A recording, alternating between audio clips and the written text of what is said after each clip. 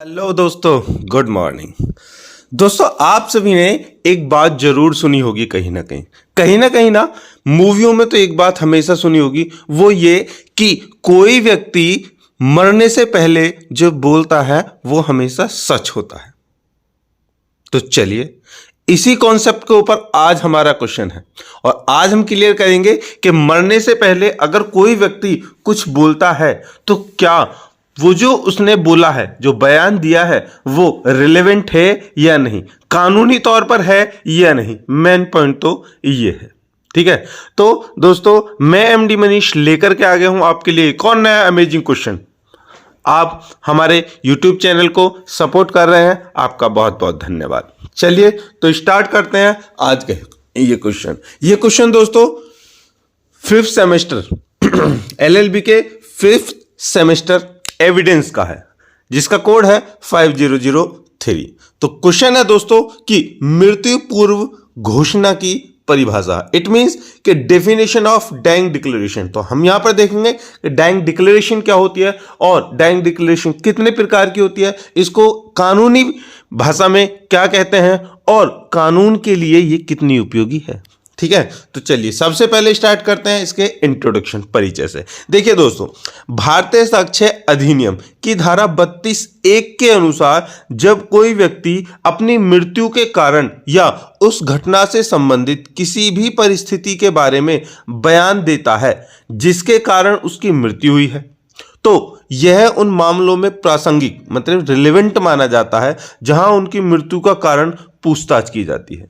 यह बयान तब भी प्रासंगिक बने रहते हैं भले ही उन्हें देने वाला व्यक्ति उनके बयान के समय जीवित न हो और कानूनी कार्यवाही की प्रकृति कुछ भी हो। तो यहां पर हम कह सकते हैं कि यह बात सच मानी जाती है अकॉर्डिंग टू द लॉ भी, कि कोई भी व्यक्ति अगर मर गया है और मरने वाला है और वो मरने से पहले किसी के बारे में कुछ बताता है, ठीक है, मेन पॉइंट हम यहां पर यह देख रहे हैं कि मरने से पहले वो अपनी मरने का कारण बता के जा रहा है और जिसके भी खिलाफ उसके बयान है, भैया उसको पक्का कानून नापने वाला है। ठीक है, मतलब कोई व्यक्ति मरने वाला है, किसी ने उसको गोली मार दी, किसी ने किसी को जहर खिला दिया है, कोई भी कंडीशन हो, किसी ने एक्सीडेंट कर दिया और वो उस समय पर ये कह करके जाओ मेरा एक्सीडेंट उसने किया है, मेरा ये उसने किया है, उसका कारण ये है, तो वो तो नप गया समझो। ठीक है, क्यों, इस बात को ध्यान रखना। ठीक है, ये बात सच ही होती है। देखो, मरने के बाद व्यक्ति का कुछ नहीं होने वाला। हम जीते जी किसी का बुरा सोच सकते हैं, किसी का गलत सोच सकते हैं, ठीक है, लेकिन मरने के बाद हर कोई इंसान उस लास्ट स्टेज पर आकर ये कहता है अब तो मैं तो चला गया यार। ठीक है, जिसने उसका बुरा किया है उसका तो वो कवाड़ा करके जाएगा, ये धारणा मानी जाती है। आगे बढ़ते हैं। देखिए, मृत व्यक्ति द्वारा दिए गए बयानों को साक्ष्य के रूप में माना जाता है, मतलब कि बयान माने जाते हैं और इसे अदालत में प्रस्तुत किया जा सकता है। बिल्कुल सही बात है। यह लैटिन कहावत निमो मेरिटोरस प्रे सुमुंटूर मेंट्री, इस रूल को याद रखना, द्वारा समर्थित है, जिसका अर्थ है कि जो व्यक्ति मरने वाला है उसे सच बोलने के लिए माना जाता है। दूसरे शब्दों में माना जाता है कि मरने वाला व्यक्ति झूठ नहीं बोलता, या कह सकते कभी झूठ नहीं बोलता और उस सच की अपेक्षा की जाती है। इसलिए मृत्यु पूर्व यानी कि मरने से पहले दिया गया बयान अदालत के रूप में स्वीकार्य है, मतलब कि अदालत में उसको स्वीकार कर लिया जाता है और इसका उपयोग अपराधी को न्याय के कटघरे में लाने के लिए किया जा सकता है। मतलब जो भी अपराधी है भैया उसको न्याय के कटघरे में लाया जाएगा। दूसरा पॉइंट है टाइप्स ऑफ डाइंग डिक्लेरेशन, मतलब कि मृत्यु पूर्व घोषणा के प्रकार क्या है। जो उसने मृत्यु से पहले कुछ कहा है, कुछ शब्द कहे हैं, ठीक है, तो उसका प्रकार क्या है। देखिए, अभी मैं एक चीज आपको बता देता हूं यहां पर 1 मिनट के लिए। अभी रिसेंटली मंथ हुआ होगा, ठीक है, तो हमारे नाना जी की मृत्यु हुई है। तो 2 दिन पहले ही, मतलब कि मम्मा 2 दिन पहले ही वहाँ गई थी कि मुझे पापा की बहुत याद आ रही है और उनकी तबीयत ऐसी हो रही है तो मुझे वहाँ पर छोड़ाओ। ठीक है, तो मैं वहाँ पर छोड़ के आया था। ठीक है, फिर मम्मी शाम को कहने लगी कि अब तो नाना ऐसी तबीयत है और मैं तो कह रही थी शाम को ही आ जाऊंगी, लेकिन उनकी तबीयत मुझे ठीक नहीं लग रही है। वो ऐसे कह रहे हैं कि मैं तुझे एक बात बताऊंगा और ये इस तरह से। तो मम्मी वहाँ पर रुक गई। मैंने ठीक है मम्मा कल आ जाना, कोई बात नहीं। तो मम्मा वहाँ रुक गई और फिर उसी रात को तकरीबन उनको ज़्यादा थोड़ा सा प्रॉब्लम हुई और सुबह 6 बजे तक वो निकल लिए। अब मम्मी से कहने, पता नहीं कुछ बता रही थी मम्मी के, कह कर गए थे कि इन सब ने मेरा ख्याल अच्छे से रखा है और मुझे तेरी बहुत याद आ रही थी, तो खुश रहना, इस तरह से कह करके गए हैं। तो मम्मी ने बताया, तो एग्जैक्टली वो चीज़ वही थी जो होना था। ठीक है, मतलब उनकी मृत्यु हो गई, लेकिन मृत्यु से पहले उन्होंने जो मम्मी को बताया, शायद मम्मी को वो शब्द हमेशा याद रहेंगे कि मेरे पिताजी ने मुझसे ये बोला कि परिवार की अच्छाई के लिए और उनका ख्याल रखना, ये सब। ठीक है, तो मतलब कि ये इस क्वेश्चन का पार्ट नहीं है, लेकिन एग्जाम्पल बता रहा हूँ मैं बिल्कुल जो सही है। ठीक है, वो चलिए आगे बढ़ते हैं। देखिए, मृत्यु पूर्व बयान के लिए किसी विशिष्ट प्रारूप की आवश्यकता नहीं होती। मतलब कि जरूरी नहीं है कि कोई मृत्यु पूर्व कुछ बोल रहा है तो उसको एक जैसे बिल्कुल अच्छे शब्द होने चाहिए, इंग्लिश होनी चाहिए और बिल्कुल उस तरह का प्रारूप होना चाहिए जिस तरह से साक्ष्य लिखे जाते हैं। नहीं, इसे मौखिक रूप से लिखित रूप में इशारों व संकेतों के माध्यम से, अंगूठे के निशान से या प्रश्न और उत्तर के रूप में भी दिया जा सकता है। मतलब कि अगर मरते मरते उससे पूछा जाए, किसी का एक्सीडेंट हो गया, पुलिस उससे पूछ रही है बताओ बताओ किसने मारा, और वो किसी की तरफ इशारा कर दिया तो समझ लिए वो गया। ठीक है, इशारा भी उंगली कर दी किसी की तरफ तो समझ लो वो गया। भले ही मतलब कंडीशन ऐसी भी हमने मूवियों में देखी है कि वो किसी और चीज के लिए इशारा कर रहा है, ठीक है, वो गया। तो अंगूठे के निशान से या प्रश्न और उत्तर से उससे पूछा जा सकता है। ठीक है, कुछ भी कंडीशन में जिस तरह से भी पॉसिबल उससे बयान लिया जा सकता है। हालांकि बयान को स्पष्ट रूप से और दृढ़ता से व्यक्ति के इरादे को व्यक्त करना चाहिए। मतलब कि उसका मोटिव क्या है ये जरूर उसको पता होना चाहिए। आदर्श रूप में एक लिखित घोषणा को बयान देने वाले व्यक्ति द्वारा बताए गए सटीक शब्दों का उपयोग करके दर्ज किया जाना चाहिए। ऐसे मामलों में जहां मजिस्ट्रेट मृत्यु पूर्व बयान दर्ज करता है, यह आमतौर पर एक सवाल जवाब प्रारूप में किया जाता है। इससे मजिस्ट्रेट को अभिकथन, प्रासंगिक, नजदीक जानकारी सटीक रूप से एकत्र करने की अनुमति मिलती है। कुछ मामलों में मृत्यु पूर्व दिया गया बयान आरोपी को दोषी ठहराने के लिए बहुत ही महत्वपूर्ण सबूत बन जाता है। ठीक है दोस्तों, चलिए, कहने का मतलब यह मृत्यु पूर्व किसी तरह से ही वो बोले, लेकिन मेन जो चीज है वो यही है, उससे प्रश्न की तरह पूछे क्या तुम्हें पता है तुम्हें किसने मारा है। ठीक है, कोई नहीं, आवाज नहीं निकल रही है, तुम गर्दन भी हिला सकते हो, उसने हिला दिया। ठीक है, अब वो बताएंगे अच्छा किसने मारा, राम ने, श्याम ने, सीता ने, कृष्ण ने, हनुमान ने, अमित ने, सौरभ ने, ऐसे सारे नाम ले दो उसके सामने जिस पर वो गर्दन हिलाता है जैसे उसने मारा, इस तरह से। ठीक है, चलिए आगे बढ़ते हैं। देखिए, तीसरा पॉइंट है evidentiary value of dying declaration in India, कि भारत में मृत्यु पूर्व घोषणा का साक्ष्य मूल्य भारत में क्या है।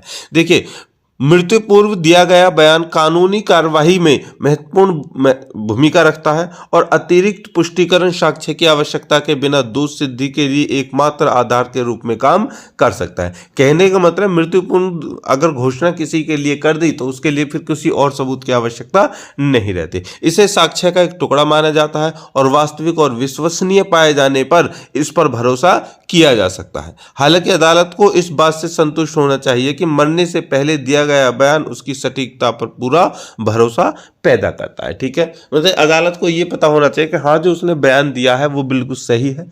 ठीक है, और बहुत सोच समझ कर दिया है। अदालत को यह सुनिश्चित करना, मतलब कंफर्म करना कि मृतक का बयान प्रभावित, प्रशिक्षित या कल्पना का परिणाम नहीं था, यह भी सुनिश्चित करना होगा कि मृतक स्वस्थ दिमाग का था और उसके पास हमलावरों को देखने और पहचानने का स्पष्ट अवसर था। एक बार जब अदालत आश्वस्त हो जाती है कि बयान, आश्वस्त का मतलब ये होता है कंफर्म हो जाती है कि बयान सत्य और स्वैच्छिक है, तो वह आगे की पुष्टि की आवश्यकता के बिना केवल मृत्यु पर दिए गए बयान के आधार पर दोष सिद्धि का आधार बना सकती है। इसीलिए मृत्यु से पूर्व दिए गए बयान का साक्ष्यात्मक मूल्य जुड़ जाता है।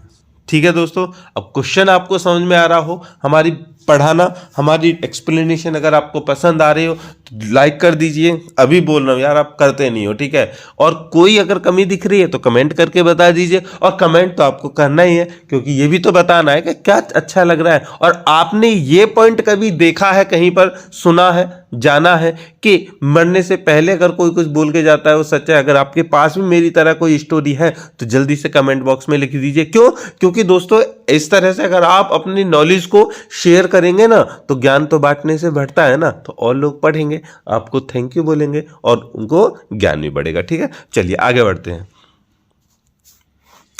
Point number 4, cases on evidentiary value of a dying regulation, मतलब कि मृत्यु पूर्व घोषणा के साक्ष्य मूल्य पर कुछ मामले हैं। क्या? कि मृत्यु पूर्व बयान का साक्ष्यात्मक मूल्य मामले की प्रकृति और उसके विशिष्ट तथ्यों पर निर्भर करता है।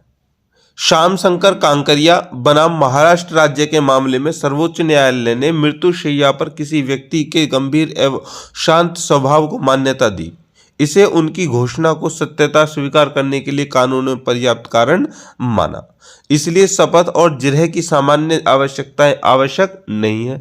मृत्युपूर्ण बयान को सबूतों से बाहर करने से न्याय की विफलता हो सकती है, को गंभीर अपराधों में अक्सर पीड़ित ही एकमात्र चश्मदीद गवाह होता है, जिसे अदालत बिना किसी अन्य सबूत के चली जाती है।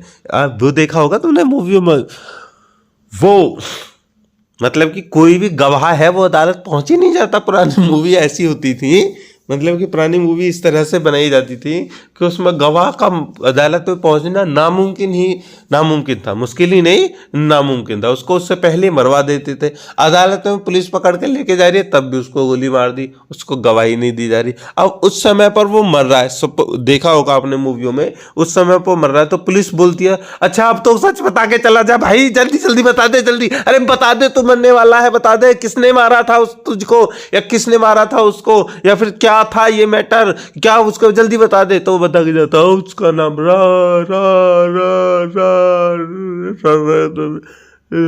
राम सेवक, बस मर गया क्या करके। तो क्या हो गया, ये जो उसने बयान किया बस अब वो राम सेवक को उठा लेंगे। चलिए आगे है। दूसरा पॉइंट है कि मन्नू राजा बनाम मध्य प्रदेश राज्य के मामले में पुलिस द्वारा दर्ज की गई प्रथम सूचना रिपोर्ट FIR को मृत्यु पूर्व दिया गया बयान माना गया था, ठीक है, क्योंकि वो FIR ही थी जो ओहो, तो वही मतलब कि मृत्यु पूर्व FIR उसने दी थी और उसके बाद में वो मर गया था, उसी को माना था। आगे है। हालांकि पंजाब राज्य बनाम किकर सिंह के मामले में यह माना गया था कि जब पीड़िता काफी समय 8 दिन तक अस्पताल में रही तो FIR को पूर्व बयान के रूप में नहीं माना जा सकता है। राज्य बनाम मतलब कि अगर कोई एप्लीकेशन देने का 8 दिन तक जीवित है, ठीक है, तो जब तक वो जीवित है तब तक इसको मेन पॉइंट नहीं माना जाएगा। आगे राज्य बनाम मारेगौड़ा के मामले में यह स्थापित किया गया था कि मृतक के कपड़ों में पाए गए सुसाइड नोट को मृत्यु पूर्व बयान माना जा सकता है और यह सबूत के रूप में भी स्वीकार्य। मतलब कि मृत्यु, अब आपको ये चलो एक पॉइंट आ गया, ठीक है। इसमें कितनी सारी चीजें हैं। देखिए बहुत सारे लोग होते हैं वो तुम्हें धमकी देते हैं, मैं मरूंगा ना, मरते समय ये लिख करके जाऊंगा, मेरी मौत का कारण ये है। अब इस बात को सोचो कि आपने को किसी ने ऐसा बोला है या नहीं। डेफिनेटली हो सकता है नहीं भी, ठीक है, मैं 100% श्योरिटी से तो नहीं कह सकता, लेकिन ये भी एक शब्द ट्रेंडिंग में है। मोस्टली जो लवर होते हैं ना, लवर, ओहो हो तूने मुझे धोखा दिया और देख मैं आत्महत्या कर रहा हूं, मैं मर जाऊंगा, ये हो जाएगा, बहुत सारी चीजें होती हैं, ठीक है इनमें। तो भैया इस चीज से थोड़ा सा बचना। कोई अगर मर रहा है ना तो उससे पहले बोल देना ठीक है तू मर रहा है तो मर जा, उस समय की रिकॉर्डिंग कर लेना, कह लेना तुम्हारे मरने में मेरा कोई भी उत्तरदायी नहीं है, तुम अपने आप होशो आवाज में मर रहे हो, अगर मेरे लिए कुछ भी कह करके मर रहे हो तो उसका कोई भी इस हम तेरे मरने से और मेरे जीने से कोई भी रिलेवेंट नहीं है, ठीक है। चलिए आगे है कि क्या मृत्यु पूर्व घोषणा के माध्यम से की गई पहचान पर विचार किया जा सकता है और उसे प्रासंगिक बनाया जा सकता है। तो can the identification through dying declaration be consideration and made relevant. तो क्या ऐसा हो सकता है? देखिए साक्ष्य के कानून के मूलभूत सिद्धांतों में से एक यह है कि तथ्यों को प्रत्यक्ष साक्ष्य के माध्यम से साबित किया जाना चाहिए। मतलब कि जो भी तथ्य हैं, ठीक है, उनको प्रत्यक्ष साक्ष्य कि वो सही है उसमें उसको साबित किया जाना चाहिए। साक्ष्य अधिनियम की धारा 60 के अनुसार मौखिक साक्ष्य हमेशा प्रत्यक्ष होना चाहिए और सुने हुए साक्ष्य को अविश्वसनीय माना जाता है और इसलिए ये अस्वीकार्य है। मतलब कि अगर मृत्यु पूर्व कोई घोषणा की गई है दोस्तों, ठीक है, और उससे रिलेटेड वो व्यक्ति जिसके नाम का उसने बोला कि उसने वो है मेरी मौत का कारण, अब वो ही नहीं मिलता है, ठीक है, तो फिर बोला जाएगा कि पता नहीं क्या है भैया, किस तरह से उसने बोला है, ऐसा नाम का तो कोई व्यक्ति ही नहीं है, ठीक है।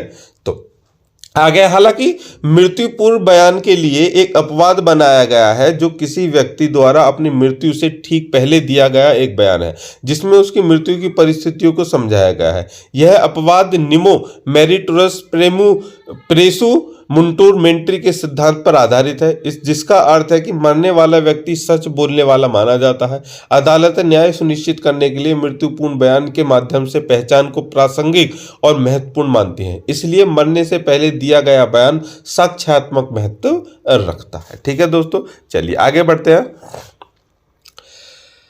देखिए, यह सिद्धांत भारतीय साक्ष्य अधिनियम की धारा 32 में विशेष रूप से उल्लेखित है। इस धारा के अनुसार किसी व्यक्ति द्वारा उनकी मृत्यु के कारण या उस घटना से संबंधित किसी भी परिस्थिति जिसके कारण उसकी मृत्यु हुई के संबंध में दिए गए बयान प्रासंगिक और साक्ष्य के रूप में स्वीकार्य माने जाते हैं। वास्तव में मृत्यु से पूर्व दिया गया बयान कुछ मामलों में दोष सिद्धि का एकमात्र आधार बन जाता है। यह सच है दोस्तों कि कुछ बयान मृत्यु से पूर्व ऐसे होते हैं कि उसमें जो कोई दोषी व्यक्ति है, देखिए जीते जी कोई व्यक्ति अपने, जैसे किसी ने धमकी दे दी, ठीक है, अगर तूने मेरे खिलाफ कुछ भी दिया, सोचा या कहा या बयान दिए तो मैं तेरे परिवार को मार दूंगा, ठीक है, या फिर मैं तुझे ही मार दूंगा, ये बोल दिया, चलो परिवार को छोड़ो, उसे ही बोल दे तुझे ही मार दूंगा।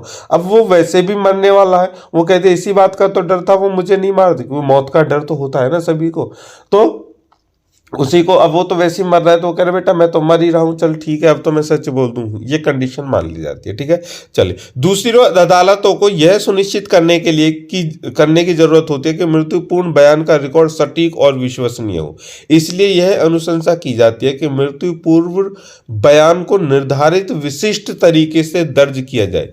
यदि घोषणा करने वाले व्यक्ति की मृत्यु हो जाती है तो इसे पूछताछ या परीक्षण के दौरान प्रस्तुत किया जाना चाहिए। ठीक है, मतलब कि अगर ऐसा कुछ होता है तो भैया उस समय पर जब ये हो तो पुलिस को बता देना चाहिए, या फिर कोई भी कंडीशन है उसको अदालत में पेश भी किया जाना चाहिए। छठा पॉइंट है evidentiary value of diet declaration with incomplete statement, मतलब अधूरे बयानों के साथ मृत्यु पूर्व घोषणा का साक्ष्य मूल्य। मतलब कभी कभी ऐसा, अरे वो मूवी है कौन सी है यार, हाँ हाँ हाँ हाँ हाँ, रेडी मूवी है ना सलमान खान की, जिसमें सलमान खान एक विलन के लड़के को मारता है, उसको कोमा में पहुंचा देता है, फिर कोमा से बाहर आता है और फिर वो कहता है बता बेटा किसने मारा तुझे, किसने मारा, तो सलमान खान ही तो मारा होता है, वहीं खड़ा रहता है, वो उसके ऊपर उंगली करता है, वो घूमता रहता है। ठीक है, इस तरह से आपने देखा होगा, तो वो इनकम्प्लीट थी। ठीक है, मतलब वो बताना चाह रहा था सही लेकिन उसको इनकम्प्लीट बना दिया गया, तो उसी के तरह से हम यहाँ पर देख रहे हैं। देखिए साक्ष्य अधिनियम की धारा 32 क्या, मतलब 32 में तो ये मान्यता है कि जो मर रहा है और मरते हुए सही कह रहा है वो सही है, लेकिन 32 के तहत मृत्यु पूर्व बयान को साक्ष्य के रूप में स्वीकार्य बनाने के लिए यह भौतिक और पर्याप्त रूप से पूर्ण होना चाहिए। हालांकि सुप्रीम कोर्ट ने विभिन्न निर्णयों के माध्यम से स्पष्ट किया है कि कुछ मामलों में अधूरी घोषणा को भी स्वीकार्य माना जा सकता है। सिरिल वॉ बनाम द किंग के मामले में अदालत ने फैसला सुनाया कि मृत्यु से पहले दिया गया बयान अस्वीकार्य है क्योंकि यह अधूरा प्रतीत होता है और यह स्पष्ट नहीं है कि मृतक इसमें क्या जोड़ना चाहता था। उससे अभी जो मैंने बताया रेडी मूवी का जो सीन बताया उसके अकॉर्डिंग। ठीक है, चलिए आगे। हालांकि अब्दुल सत्तार बनाम मैसूर राज्य के मामले में अदालत ने माना कि अपूर्ण होने के बावजूद धारा 32 के तहत मृत्यु पूर्व बयान को स्वीकार्य बनाया जा सकता है यदि यह स्पष्ट रूप से अभियुक्त के अपराध का संकेत देता है तो। ठीक है, चलिए आगे बढ़ते हैं। इसके अलावा यह स्थापित किया गया है कि मृत्यु पूर्व बयान को संपूर्ण होने और घटना के हर विवरण को शामिल करने की आवश्यकता नहीं है। केवल लेन देन से संबंधित किसी विशेष परिस्थिति की चूक के आधार पर इसकी स्वीकार्यता की उपेक्षा मतलब कि उसको डिक्लाइन या फिर डिनाई नहीं किया जा सकता। ठीक है, चलिए 7वां पॉइंट है इसमें दोस्तों कि evidentiary value of dying declaration if declarant survives, मतलब कि यदि घोषणाकर्ता जीवित रहता है तो मृत्युकालीन घोषणा का साक्ष्यात्मक मूल्य क्या होता है। मतलब कि उसको ऐसा लग रहा है, जो मरने वाला है वो ऐसा लग रहा है कि भैया मैं मरने वाला हूं, लेकिन वो फिर भी जीवित रह जाता है, मतलब कि मर नहीं पाता। तो उस कंडीशन में क्या हो सकता है। देखिए सवाल यह है कि जब किसी बयान को मृत्युपूर्व बयान के रूप में दर्ज किया जाता है तो मृत्युपूर्ण बयान के साक्ष्य का मूल्य क्या होता है। लेकिन बयान देने वाला व्यक्ति वास्तव में मरता नहीं है, मतलब कि बच जाता है, तो किसी बयान को मृत्युपूर्व बयान तभी माना जाता है जब बयान देने वाले व्यक्ति की मृत्यु हो जाती है। यदि बयान देने वाले व्यक्ति की मृत्यु नहीं होती है तो उन्हें आरोपी के खिलाफ अदालत में नियमित गवाह के रूप में माना जाता है। मृत्युपूर्ण घोषणा की अवधारणा इस धारणा पर आधारित है कि घोषणाकर्ता मृत्यु के निकट और मरने से ठीक पहले झूठ नहीं बोलेगा। हालांकि यदि घोषणाकर्ता जीवित रहता है तो उनके बयान को मृत्युपूर्ण घोषणा नहीं माना जाएगा और सबूत के रूप में स्वीकार नहीं किया जा सकता। अब रामप्रसाद बनाम महाराष्ट्र राज्य के मामले में सुप्रीम कोर्ट ने कहा कि किसी बयान को मृत्युपूर्ण बयान माने जाने के लिए घोषणाकर्ता को मरने की उम्मीद करनी चाहिए। मतलब कि जो बयान दे रहा है उसको ये मतलब कि ये होना चाहिए कि वो मर चुका है। अगर किसी कारणवश 1% वो कोई परिस्थितियां पलट गई, वो जीवित हो गया, तो फिर जो उसने बयान दिया है भैया वो तो क्या है, वो फिर मृत्युपूर्ण बयान नहीं माना जाएगा। यदि मृत्युपूर्ण बयान देने वाला व्यक्ति जीवित रहता है तो उसके बयान का उपयोग भारतीय साक्ष्य अधिनियम की धारा 32 के तहत नहीं किया जा सकता। इसके बजाय इसे आपराधिक प्रक्रिया संहिता सीआरपीसी की धारा 164 के तहत एक बयान के रूप में माना जा सकता है। अब 164 का बयान जो होता है वो बहुत ही इंपॉर्टेंट होता है। ठीक है, वो कब दिया जाता है उसके ऊपर भी हम बातें करेंगे बाद में। फिलहाल आगे यहाँ पे पढ़ते हैं 32 को। देखिए यह ध्यान में रखना महत्वपूर्ण है कि धारा 32 घोषणा और घोषणाकर्ता की मृत्यु के बीच एक विशिष्ट समय सीमा निर्दिष्ट नहीं करता। मतलब कि मरने से पहले कितने समय पहले उसने बयान दिया, ठीक है, और वो कब मर गया ये निर्दिष्ट नहीं करता। ठीक है, चलिए आगे है कि evidentiary value of dying declaration together with expectations, मृत्युपूर्व घोषणा का साक्ष्यात्मक मूल्य और उसके अपवाद क्या है। ठीक है, एक्सेप्शंस। देखिए सुप्रीम कोर्ट ने मृत्यु पूर्व दिए गए बयान के साक्ष्य मूल्य के संबंध में कई सिद्धांत स्थापित किए हैं, जैसा कि खुशहाल राव बनाम बॉम्बे राज्य, कुशा बनाम उड़ीसा राज्य और के.आर. रेड्डी बनाम लोक अभियोजक जैसे मामलों में देखा गया है। मतलब कि इसके बाद आपको देखने हैं, इसको थोड़ी बहस देखनी है, इसको नकारते हुए देखना है, तो इन तीनों केसों को नेट गूगल पे जाकर के बुकों में ढूंढ करके आप पढ़ लीजिए। चलिए देखिए मृत्युपूर्ण घोषणा के साक्ष्य मूल्य के लिए ये सिद्धांत इस प्रकार है कि मृत्युपूर्व दिया गया बयान दोष सिद्धि का एकमात्र आधार हो सकता है। एक वास्तविक और स्वैच्छिक घोषणा के लिए पुष्टि की आवश्यकता नहीं होती, क्योंकि मृत्यु का आसन्न खतरा इसकी सत्यता का अंतर्निहित आश्वासन प्रदान करता है। कहने का मतलब है मृत्यु से पहले कोई सच बोले, ठीक है, यही अपेक्षा की जाती है, क्योंकि सच हमेशा कब छुटता है, जब उसको डर होता है यार उसको ना मार दें या फिर कुछ ऐसा ना कर दें। जब वो खुद ही मर रहा होता है वो कहता है अब तो कोई मेरा कुछ बिगाड़ नहीं सकता, इससे ज़्यादा बुरा किसी का नहीं हो सकता। मतलब मृत्यु से ज़्यादा बुरा कोई किसी का कर सकता है नहीं, तो उसी समय पर वो यही मान लिया जाता है। आगे अन्य प्रकार के साक्ष्यों की तुलना में मृत्यु पूर्व दिया गया बयान स्वाभाविक रूप से कमजोर साक्ष्य नहीं है। मतलब कि और कितने भी तुम बयान दे लो, चाहे 164 का बयान दे लो या कोई सा बयान दे लो, 164 का बयान बहुत हैवी होता है, ठीक है, तो उससे बड़ा बयान नहीं होता। उससे बड़ा बयान जो होता है वो यही होता है 32 का। ठीक है, तो कह सकते हैं ये सबसे पावरफुल बयान होता है। आगे प्रत्येक मामले का मूल्यांकन उसकी विशिष्ट परिस्थिति के आधार पर किया जाना चाहिए, उस संदर्भ को ध्यान में रखते हुए जिसमें मृत्युपूर्ण घोषणा की गई है। आगे मृत्यु पूर्व दिए गए बयान का महत्व किसी भी अन्य साक्ष्य के समान ही होता है और साक्ष्य के मूल्यांकन को नियंत्रित करने वाले सिद्धांतों का पालन करते हुए इसका मूल्यांकन आसपास की परिस्थितियों के आधार पर किया जाना चाहिए। मतलब जो वो बोल रहा है, समझो कि उसने कुछ कम बताया, पूर्ण उसका स्टेटमेंट नहीं हुआ, अधूरा रह गया, तो उस अधूरे जो स्टेटमेंट है उसको पूरा करने का जिम्मा होता है भैया उस समय पुलिस का, कि इसने इतना बोला है, क्या मतलब कि क्या हो सकता है, कहने का मतलब है कि किसी शर्मा ने उसको मारा है, ठीक है। अब उसका निकनेम हो सकता है शर्मा, तो वो उसका पूरा नाम ना बता सक करके कि वो किसने मारा, कौन किसका हाथ था तुम्हारे, तो वो इतना हाथ उठा के दे शर्मा। अब भैया वो देखेंगे इसका आसपास में कौन कौन शर्मा है, कौन कौन इस केस में जुड़े हुए शर्मा है, ठीक है। चलिए समझ में आ गया, आगे बढ़ते हैं। देखिए, आदर्श रूप से एक सक्षम मजिस्ट्रेट को जब भी संभव हो घोषणाकर्ता द्वारा भूले गए वास्तविक शब्दों का उपयोग करते हुए प्रश्न उत्तर प्रारूप का उपयोग करके मृत्युपूर्ण बयान दर्ज करना चाहिए। मृत्युपूर्ण बयान की विश्वसनीयता का आकलन करने के लिए अदालत को घोषणाकर्ता की घटनाओं को देखने और अनुभव करने के अवसर जैसे कारकों पर विचार किया जाना चाहिए, ठीक है। चलिए दोस्तों आगे बढ़ते हैं कि अदालत को यह सुनिश्चित करना चाहिए कि इसमें कोई कोचिंग या हेरफेर शामिल नहीं था, कि मृतक स्वस्थ दिमाग का था और यह बयान कल्पना का उत्पाद नहीं था। आगे है point number 9, when a dying declaration is not admissible, मतलब कि मृत्युपूर्ण घोषणा कब स्वीकार्य नहीं है। ध्यान रखना, ऐसा नहीं है कि हमेशा कानून उसको सही मान लेता है, कुछ कंडीशन ऐसी भी हैं, ठीक है, जिनमें मृत्यु पूर्व जो घोषणा है ना भैया उसको भी स्वीकार्य नहीं माना जाता। कौन सी है? नंबर 1 देखिए, अदालत में मृत्युपूर्ण बयान के साक्ष्य मूल्य का मूल्यांकन करते समय इन कारकों पर विचार किया जाना चाहिए। नंबर 1, यदि मृतक ने अपनी मृत्यु से पहले अपनी मृत्यु के कारण के अलावा किसी अन्य चीज के बारे में बयान दिया है तो इसे मृत्युपूर्ण बयान नहीं माना जा सकता।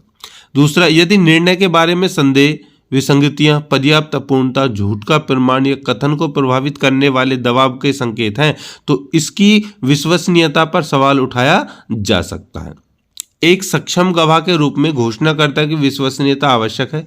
उदाहरण के लिए अमर सिंह बनाम मध्य प्रदेश राज्य के मामले में यह निर्धारित किया गया था कि मानसिक या शारीरिक फिटनेस के सबूत के बिना पूर्व मृत्युपूर्ण बयान को विश्वसनीय नहीं माना जा सकता। इसमें इसका मतलब यह है कि कोई पागल व्यक्ति है और वो मर रहा है, मरते मरते उसने कुछ कहा है तो भैया उसकी जो भी बयान है उसको सच नहीं माना जाएगा, ठीक है। चलिए, यदि मृतक द्वारा दिया गया बयान उनकी अपनी मृत्यु से संबंधित नहीं है बल्कि किसी अन्य व्यक्ति की मृत्यु से संबंधित है तो यह मृत्युपूर्ण बयान के रूप में प्रासंगिक नहीं है। मतलब कि मरने वाला व्यक्ति अगर उससे जुड़ा हुआ है, उसको जिसने मारा है उसी के बारे में है तो माना जाएगा। ऐसा नहीं है तुम मरते मरते किसी और को फंसा जाओ, अच्छा चलो मेरी तो उसको मृत्यु हो गई, मैं तो अरे सर उसको उसने मारा था, उसकी मृत्यु का कारण वो है। नहीं भैया, जो मर रहा है वो अपनी मृत्यु का कारण खुद बताएगा तो ही उसको प्रासंगिक माना जाएगा।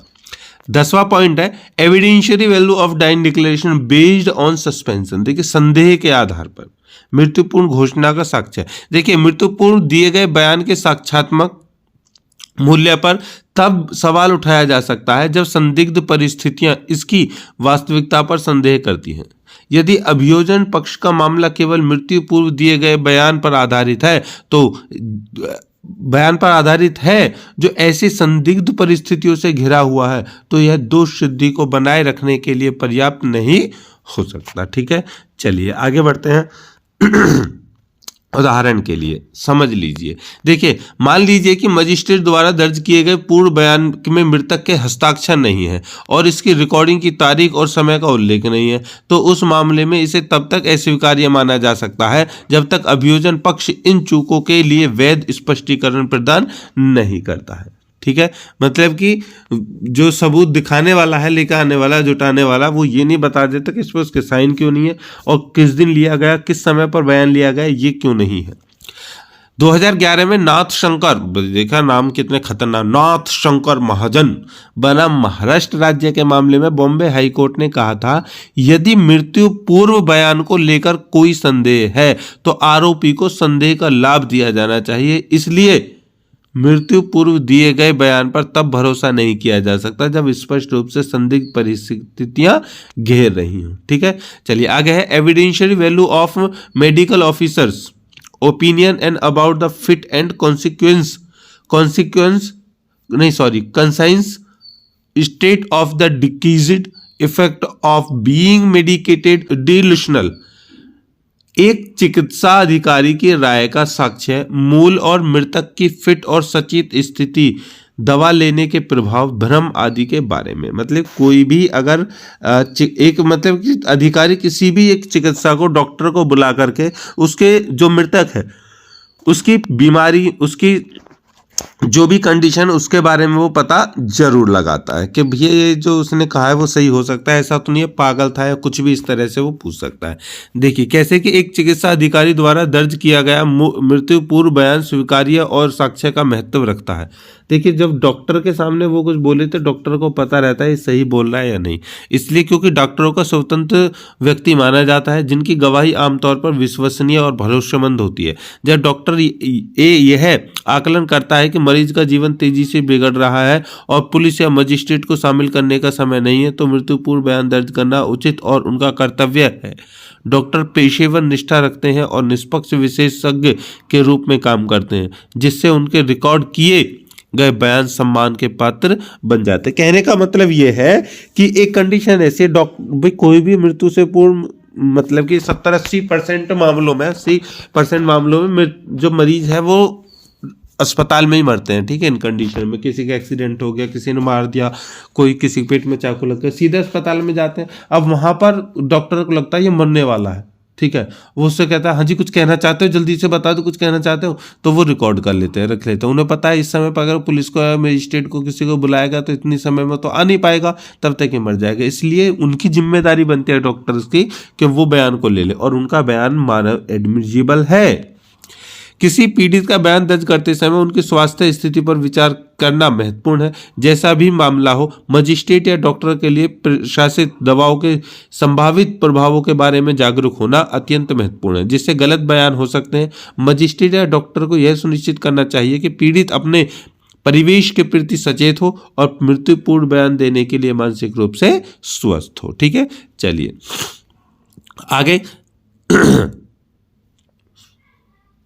इसके अतिरिक्त एक न्यायिक मजिस्ट्रेट को जांच करने वाले डॉक्टरों को एक प्रमाण पत्र प्राप्त करना होगा जो पुष्टि करता है कि पीड़ित स्वस्थ स्थिति में है और उनका बयान सच है। मतलब कि डॉक्टर को बयान के साथ साथ में ये भी एक वो लगाना पड़ेगा जिस समय पर उसने बयान दिए, ठीक है, वो सब सही बोल रहा था, उसकी स्थिति ठीक थी।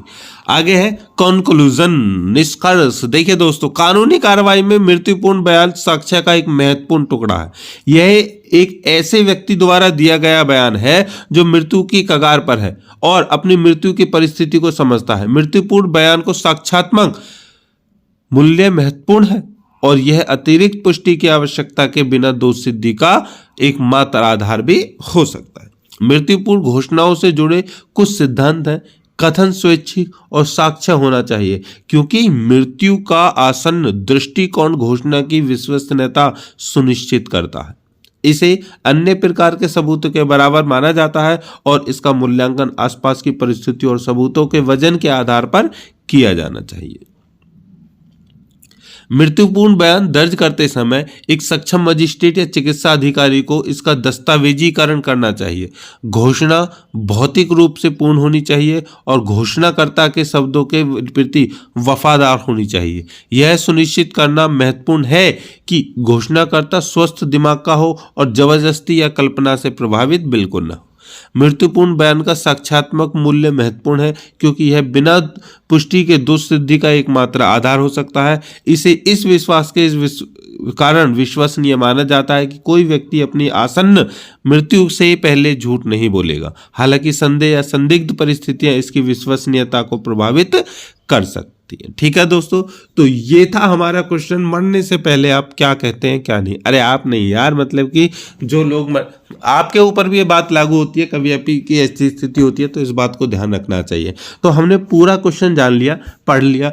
अब मैं आपको दो चीज़ें बताऊंगा, आपके लिए तो ये जरूरी है ही है। दूसरी बात यार, ये आम लोगों के लिए भी जरूरी। हम जो पढ़ाते हैं, मैं जो यहाँ पर बताता हूँ, वो सभी लोगों को सीखना चाहिए और मेरे साथ साथ ये आपका भी कर्तव्य बनता है। ठीक है, फंडामेंटल ड्यूटी ही बनती है कि ज्ञान मिलता है तो ज्ञान को फैलाना चाहिए क्योंकि ज्ञान बांटने से बढ़ता है। इस चीज़ों को, इन क्वेश्चन को शेयर कीजिए, सभी को ज्ञान बांटिए और खुद भी समझिए। ठीक है, तो लाइक कर दीजिए। कोई कंडीशन है आपको जो समझ में नहीं आ रही या फिर आपके पास भी कोई है, कुछ है ऐसा एक्सपीरियंस, तो हमारे साथ बिल्कुल साझा करें। ठीक है, अगली वीडियो में आपके कोई भी अगर अच्छी स्टोरी होती है, आप कुछ कहते हो, आपकी कुछ विचार है, तो उसको हम अगली वीडियो में जरूर रखेंगे। ठीक है, तो मिलते हैं नेक्स्ट वीडियो में, तब तक के लिए जय हिंद दोस्तों।